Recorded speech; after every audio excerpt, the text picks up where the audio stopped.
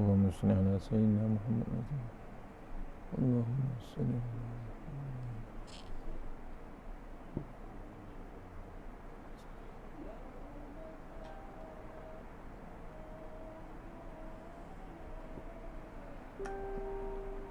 pasang lampu. Gelap.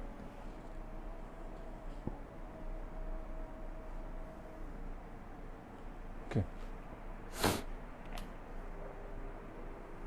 Assalamualaikum warahmatullahi wabarakatuh. Alhamdulillah rabbil alamin wassalatu wassalamu ala asyrafil mursalin wa ala alihi washabbihi ajma'in. A'udzubillahi minan nar min syarri kuffarin min ghadabil jabbar wal 'izzati lillahi wa rasulih. Allahumma ghanina bihalal haram wa siwa. Bismillahirrahmanirrahim. Ya daim ya hayyu ya fardu ya wid ya ahad ya samad. Allahumma shalli ala Muhammad wa ala ali Muhammad. Bismillahirrahmanirrahim. Bismillah ma sya'allah la yasuqu Allah. Bismillah ma sya'allah yasrifu subhanallah. Bismillah ma sya'allah makana min ni'matin fa min Allah. Bismillah ma sya'allah la ya'ti bil hasanati illa Allah. Bismillah ma sya'allah la hawla wa la quwwata illa billahil aliyyil azim. Allahumma inni as'aluka bi barakati syarifah an tuhimmal dunia. Amin ya rabbal alamin. Alhamdulillah, jumpa lagi untuk pengisian online subuh pagi ini. Mudah-mudahan pengisian yang sebentar ini dapat kita bawa menghadap Allah Ta'ala insya-Allah nanti ya Allah yaumul masyar insya-Allah. Bab seterusnya untuk buku Jambatan ke Akhirat bab nombor 14, iaitu pelbagai hal dan keadaan di dalam kubur, azab dan nikmat. Ya. Insya-Allah sama-sama kita share.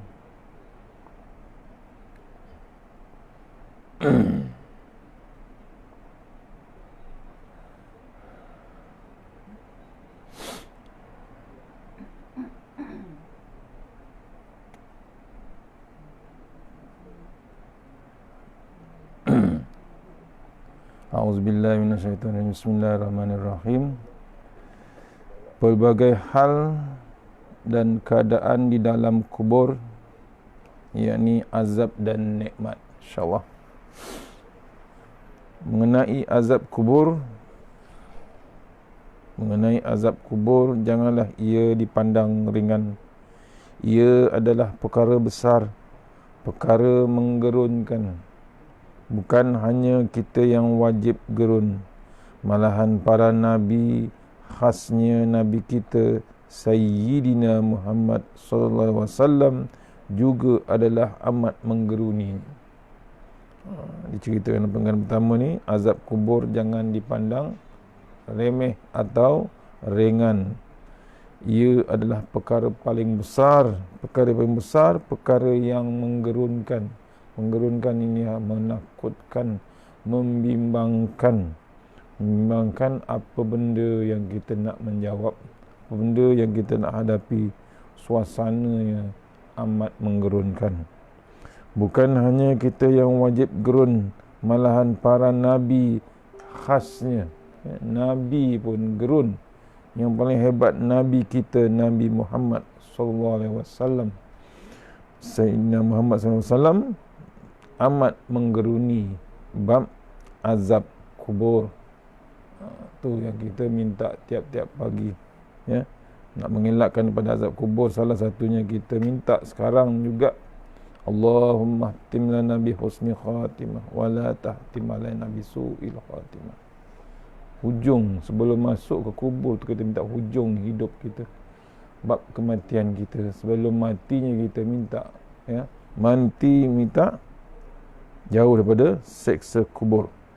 Cuba perhatikan riwayat ini bahawa Nabi SAW sendiri adalah tidak lupa berdoa, Allahumma inni a'udzubika min azabil qabri. Ya, cuba kita renung doa ni.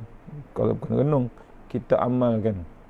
Apa doa dia? Allahumma inni a'udzubika min azabil qabri. Ya, Allahumma inni a'udzubika min azabil qabri. Hadis riwayat Al-Bukhari daripada Abu Hurairah radhiyallahu anhu. Maksudnya, ya Allah, sesungguhnya aku mohon berlindung denganmu daripada azab kubur. Mohon tuan-tuan. Ya Allah, sesungguhnya aku mohon berlindung denganmu daripada azab kubur. Maksudnya ada hebatnya azab kubur sampai Nabi pun minta hari-hari. Minta Allah Ta'ala, Allahumma inni a'udzubika min azabil qabri. Ya Allah, sesungguhnya aku memohon berlindung. Aku mohon berlindung denganmu daripada azab kubur. Adalah azab kubur itu benar. Sebagaimana hadis Nabi SAW, azabul qabri haq. Ya, azab kubur itu benar. Dalilnya daripada Rasulullah SAW. Allah, tuan-tuan, memang ada azab kubur. Mohon tuan-tuan, cari jalan, cari masa, jangan tak ada masa untuk minta pada Allah Ta'ala, jauhkan daripada azab kubur. Daripada Jabir, beliau meriwayatkan bahawa Rasulullah SAW pernah masuk ke dalam sebuah kebun kurma kepunyaan Bani An-Najjar, kepunyaan Bani An-Najjar. Lalu baginda mendengar suara beberapa orang daripada kaum ini yang mereka itu telah mati dalam masa jahiliyah sebagai musyrik. Kedengar oleh baginda kedengaran mereka sedang diazab di dalam kubur-kubur mereka. Sampai baginda keluar dengan ketakutan sambil memerintahkan para sahabat supaya mereka mohon berlindung daripada azab kubur. Riwayat Ahmad dan Al-Bazzar. Ya. Satu lagi dalil diceritakan oleh Rasulullah SAW, Nabi pernah masuk di dalam sebuah kebun kurma kepunyaan Bani Al-Najjar. Lalu baginda mendengar suara beberapa orang daripada kaum ini yang mereka itu telah mati dalam masa jahiliyah. Maksudnya mati bukan Islam, mati zaman jahiliyah sebagai musyrik. Ya. Nabi dengar, kedengaran oleh baginda mereka sedang diazab di dalam kubur-kubur mereka. Sampai ke level baginda keluar dengan ketakutan sambil memerintahkan para sahabat supaya mereka mohon berlindung kepada azab kubur. Nabi dengar, Nabi hebat di sisi Allah Ta'ala. Nabi dengar orang kena azab dalam kubur. Nabi sendiri takut yang amat sangat dengan azab kubur. Keluar daripada kebun tersebut dan mohon para sahabat, mohon kepada Allah Ta'ala berlindung daripada azab kubur. Allah. Daripada Ibnu Abbas radhiyallahu anhuma bahawa Rasulullah SAW pernah melalui 2 kuburan. Lalu baginda bersabda, innahuma yu'azzibani wa ma yu'azzibani fi kabiri, amma ahaduhum fakana la tanzihu minal bauli wa ammal akharu fakana yamshi bin namimah. Riwayah Ibnu Syaibah dan Asy-Syaikan. Maksudnya, sesungguhnya kedua-dua orang yang ada dalam kubur ini sedang diazab. Mereka diazab bukan kerana dosa besar. Seorang kerana tidak bersih daripada air kencing, sedang seorang lagi kerana mengadu domba. Allah. Dua-dua dosa kecil, bukan dosa besar. Satu, suka tak bersih bila istinja atau buang air kecil. Yang kedua, mengadu domba, tak ada kerja. Sekarang dengan handphone, dengan WhatsApp dan macam-macam. Ya. Menangis turun Nabi, ya, Nabi dengar waktu dia lalu 2 kuburan. 2 kubur tu Nabi lalu, Nabi terdengar. Yang pertama, diazab bukan kerana dosa besar, kerana seorang tu tidak bersih. Waktu tuan-tuan, waktu nak sembahyang, nak beribadah, jaga-jaga waktu beristinja tu. Pastikan kita jaga kebersihan kain tandas, kain yang ke lantai, seluar, jubah dan seangkatannya. Jaga kebersihan, jangan sampai mercik air di tandas. Maksudnya bersih-bersih lah. Kadang-kadang kita tak perasan masuk ke tandas, benang daripada kain tu pun dah masuk ke dalam kawasan najis. Kita pakai juga tersangkut dengan pakaian kita. Contoh, apalagi pakaian kita yang labuh sangat, jubah yang labuh, seluar yang meleleh-leleh, seluar yang menyapu lantai. Zaman sekarang dah mula balik. Dulu zaman 70-an ni sekarang mula balik seluar yang meleleh-leleh ke bawah lantai. Tak ada rasa kotor, tak ada rasa apa. Dia tahu seluar tu sampai ke lantai. Apa salahnya lipat? Ni terus masuk tandas, keluar ke jalan. Jalan pun tak tahu ada najis, tak ada najis. Pakai. Sembahyang terus pakai. Tu kesilapan zaman sekarang. Meremeh-temehkan bab najis. Rosak. Rosak diseksa dalam kubur. Bukan buat maksiat besar. Dia buat istinja ataupun bersih, tidak bersih waktu dia buang air kecil. Yang kedua, kerana mengadu domba. Ini memang hebatlah. Dengan zaman sekarang, dengan Instagram, dengan WhatsApp, dengan Facebook, suka menyampaikan yang tidak sepatutnya disampaikan, yang tidak benar, yang tak betul, yang tak sahih. Terus sebar, terus siarkan, terus live macam-macam. Itu diseksa dalam kubur. Nabi dengar. Kemudian baginda mengambil pelepah kurma yang masih basah dan membelahnya dua, lalu meletakkan satu pada setiap kubur. Bertanya para sahabat, "Wahai Rasulullah, mengapakah Tuhan melakukan demikian itu?" Menjawab baginda, "Maksudnya, mudah-mudahan pelepah ini dapat meringankan keduanya selama mana ia belum kering." Nabi cucukkan pelepah kurma sambil berdoa supaya diringankan seksa kedua kubur tersebut, selagi pelepah kurma itu masih basah. Sebagaimana telah diriwayatkan tentang azab di dalam kubur, begitulah pula terdapat riwayat menunjuk kepada nikmat di dalamnya. Di bawah ini kita sebutkan beberapa riwayat tersebut. Nikmat dalam kubur. Yang pertama dari Abu Ghalib, sahabat Abu Umamah, menceritakan di Syam ada seorang pemuda sedang menghadapi sakaratul maut. Dia berkata kepada bapa saudaranya, "Seandainya Allah menyerahkan diriku kepada ibuku, apakah yang akan dilakukan oleh terhadapku?" Bapa saudaranya menjawab, "Demi Allah, ibumu tentu akan memasukkanmu ke dalam syurga." Pemuda itu berkata, "Demi Allah, dia, yakni Allah, adalah lebih sayang lagi kepadaku daripada ibuku." Setelah itu pemuda itu meninggal dunia. Saya masuk dalam kuburnya bersama bapa saudaranya. Kami meletakkan batu-batu dan meratakan tanah. Tiba-tiba batu terjatuh dan bapa saudara mayat melompat dan menjadikan saya bertanya, "Apa halnya?" Dia menjawab, "Kuburnya dipenuhi dengan cahaya dan dilapangkan seluas mata memandang." Allah, nikmat dalam kubur. Maksudnya apa? Ditanya sahabat tu yang sedang dalam sakaratul maut, bertanya kepada uncle dia, bapa saudaranya, "Seandainya Allah menyerahkan diriku kepada ibuku, apakah yang akan lakukan olehnya terhadapku?"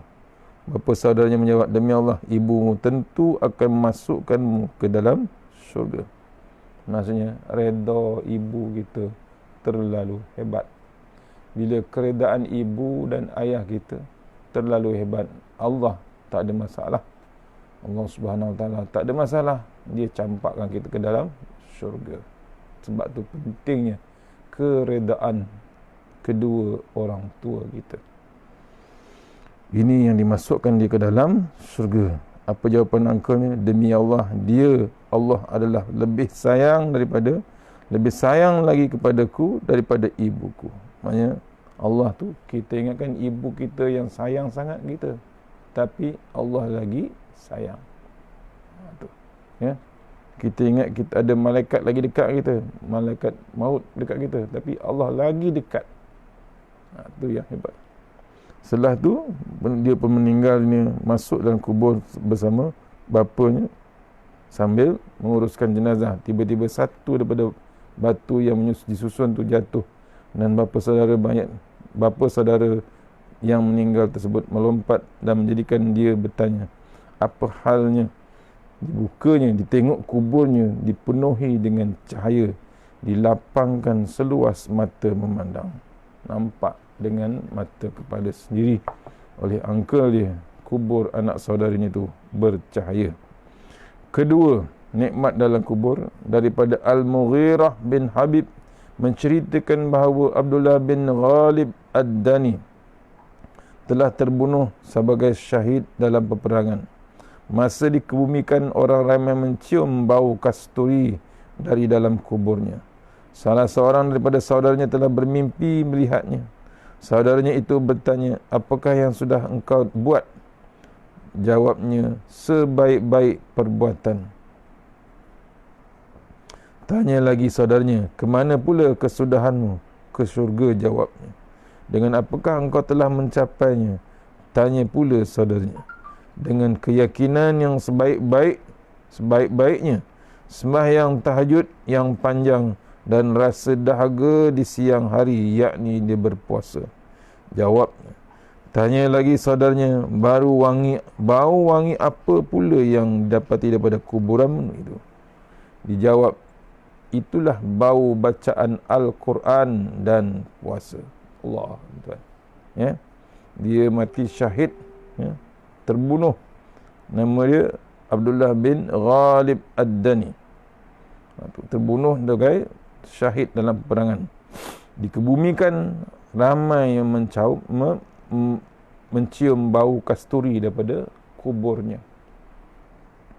Ditanya daripada salah seorang saudaranya telah bermimpi melihat saudara yang mati syahid tersebut. Lalu dalam mimpi itu bertanya, sebaik-baik perbuatan ataupun sebaik-baik amalan seketika waktu hidup.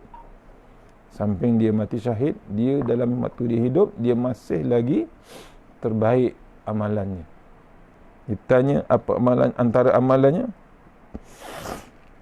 dengan apakah engkau boleh mencapainya? Tanya saudaranya, dengan keyakinan.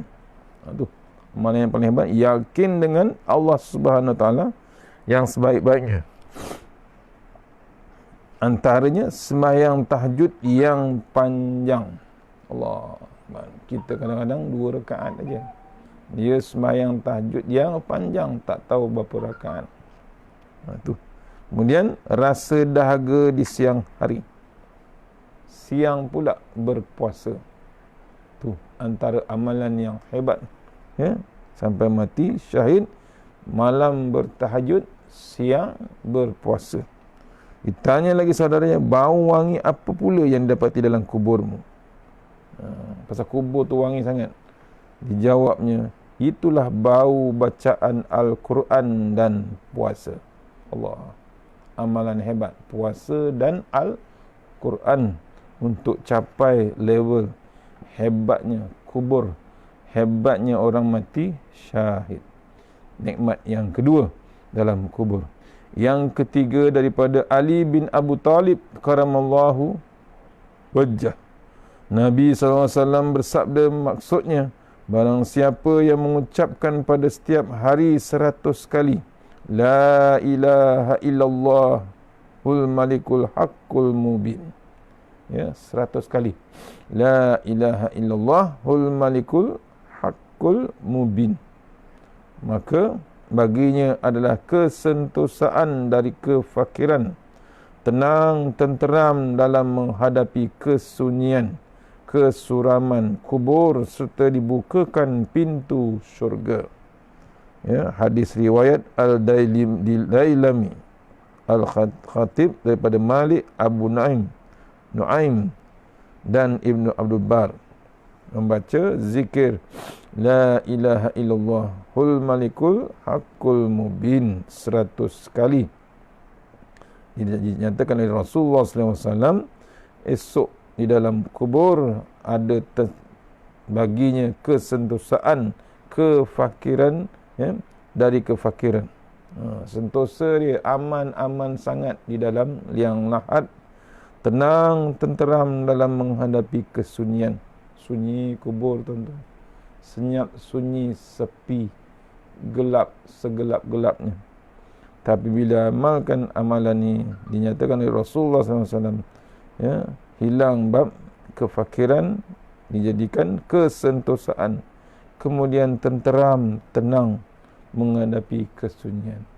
Yang sunyi yang amat sangat, dia sentosa, dia tenang, dan dibukakan pintu syurga. Allah. Yang keempat, nikmat yang keempat di dalam kubur, daripada Ibnu Abbas radhiyallahu anhuma, Rasulullah SAW bersabda, "Iza matal alimu sawwarallahu ilma fi qabrihi yu'nisuhu ala yaumil qiyamah wa yadra'u anhu hawaman ardi."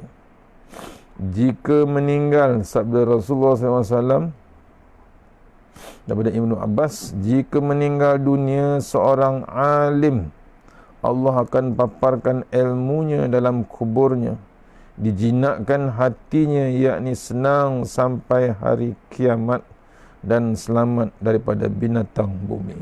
Allah.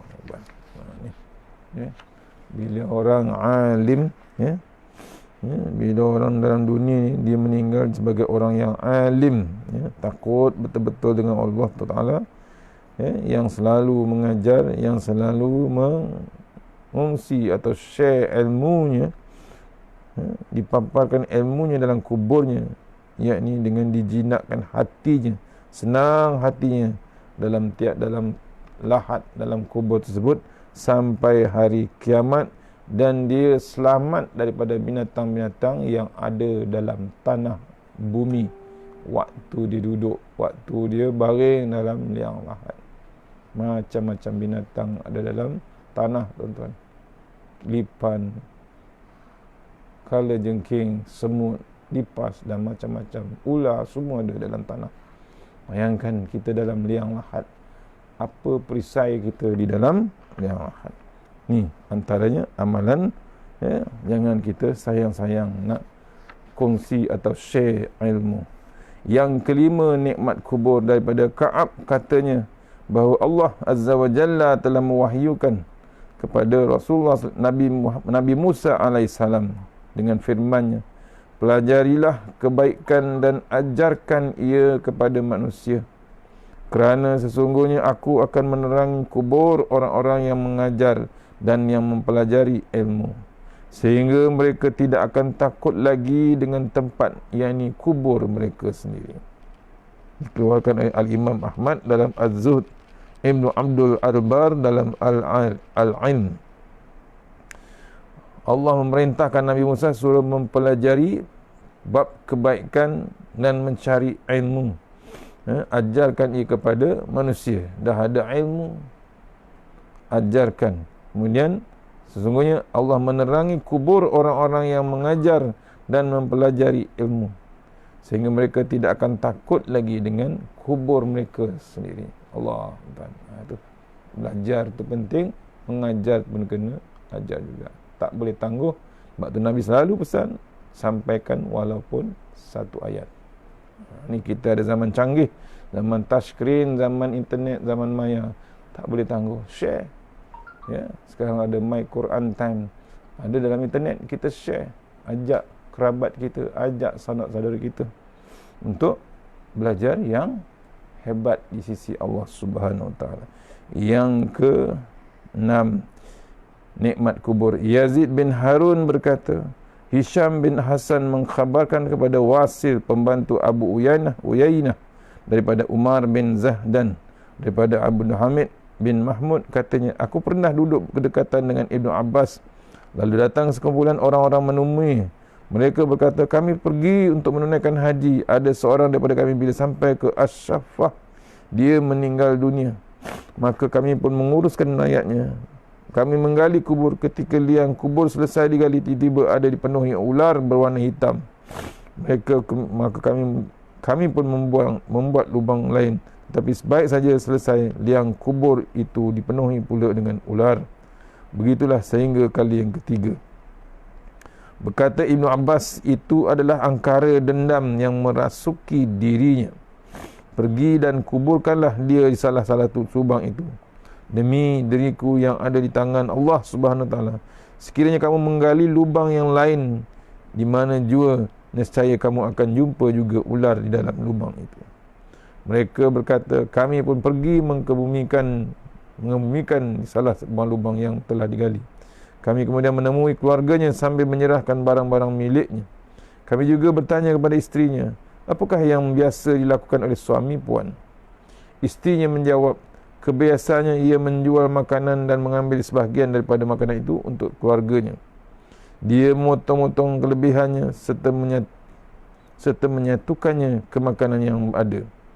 Ada unsur penipuan atau khianat atau tidak amanah di sini. Maksud penulis, maksudnya dia ni menjual barang makanan, contohnya gandum, ya, waktu ditimbang sekilo contohnya, diambil segenggam, berat yang segenggam yang diambil tu, diambil segenggam tu untuk dia sendiri dan keluarganya untuk dimakan. Berat yang diambil untuk keluarganya itu digantikan dengan tangkai-tangkai gandum yang kosong untuk menipu dalam perniagaan, dalam penjualan.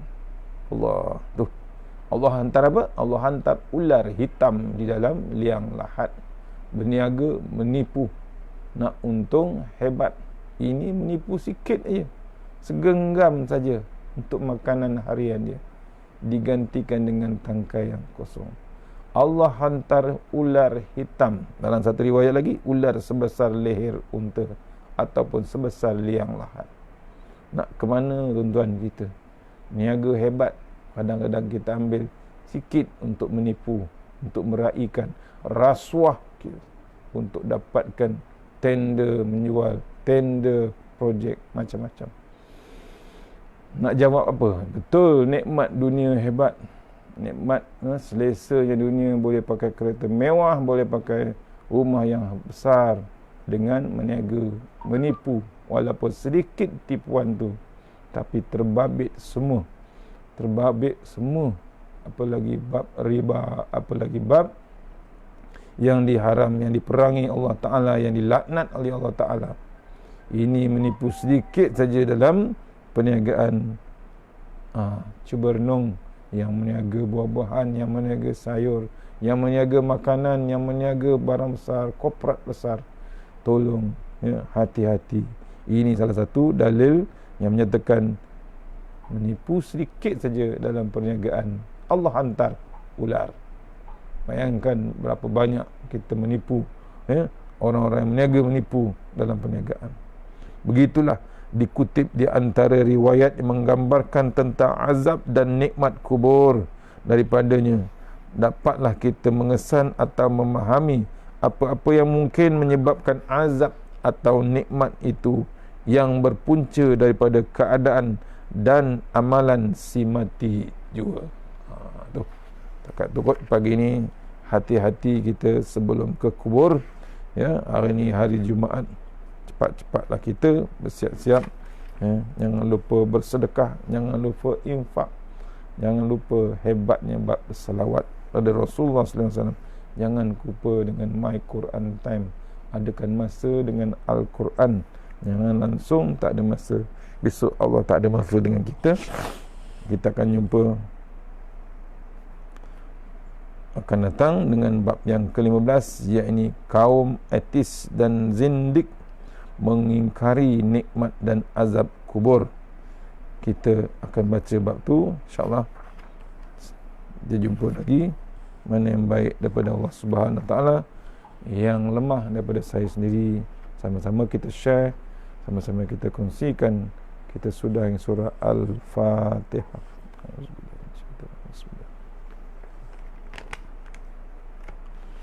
Iyyaka na'budu wa iyyaka nasta'in. Ghairil maghdubi 'alaihim waladdallin. A'udzubillahi minasyaitonirrajim. Allahumma tawwil a'marana wa sahih ajsadana wa nawwir qulubana wa sabbit imanana wa ahsin a'malana wa wasi' arzaqana wa ilal khairi qaribna wa anisyari amina wa qdiha walina fid din wa dunya wal akhirah. Ya Allah, panjangkan umur kami, sihatkan badan kami, terangkan hati kami, tetapkan iman kami, elokkan amalan kami, luaskan rezeki kami, dekatkan kami kepada kebajikan, jauhkan kami daripada kejahatan, tunaikan hajat kami. Allahumma anta rabbi la ilaha illa anta khalaqtani wa ala ahlika wa alika mastata'tu a'udzu bika min syarri ma sana'tu abulka bi ni'matika alayya wa abu bi zambi faghfirli fa innahu dzunubi illa anta tahassana bi izzati wa jabr wa tasanna bi malakut allazi la yamut isrif annal bala wal waba innaka ala kulli syai'in qadir. Allahumma bihaqqil Fatihah wa sirril Fatihah ya farijal hammi wa ya kashifal ghammi ya maibadi wa ya arham ya dafi'al bala ya Allah wa ya dafi'al bala ya Rahman wa ya dafi'al bala ya Rahim ya dafa'ana wal waba wal fahsya wal munkar was suyuf wal mutarifah wasyadaida wal mihan ma zahara min hawa ma batana fi balina hadza hasatamu da muslimin amma tasya'u qadira.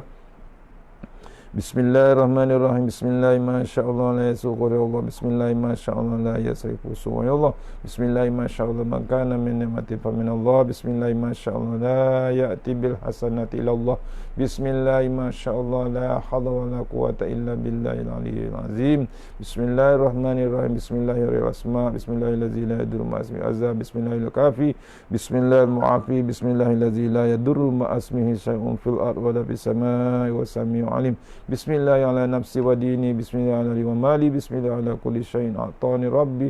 Allahu akbar, Allahu akbar, Allahu akbar, Allahu rabbi la usyriku bihi syai'an nazajaruka wa jalla tanaruka wa taqaddasat asma'uka wa la ilaha ghairu. Allahumma inni a'udzubika min syarri kulli jabbarin anid wa a'udzubika min syarri kulli syaitanin marid wa min syarri qada'is su' wa min syarri kulli dabbah anta akhizun binasiyatiha inna rabbi ala siratim mustaqim. Rabbana atina fid dunya hasanah wa fil akhirati wa qina azabannar. Wa sallallahu alaihi wasallam alhamdulillahi rabbil alamin. Assalamualaikum warahmatullahi wabarakatuh. Insyaallah jumpa lagi siri yang ke-15 ya Allah. Assalamualaikum. Mohon share insyaallah.